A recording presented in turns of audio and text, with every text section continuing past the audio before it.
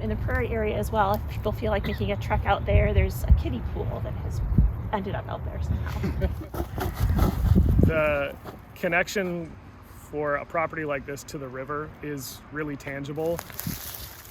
It can seem daunting to care for natural spaces when you have things like trash, pollution, invasive species.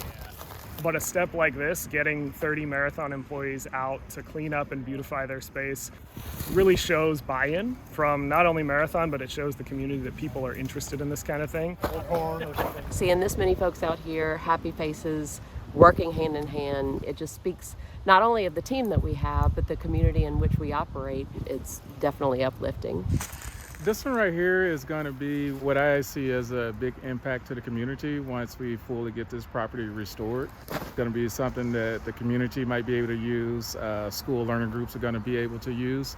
And then for us as like Marathon employees, like it makes you feel proud to work for a company that's willing to invest back in the community through like a restoration project like this.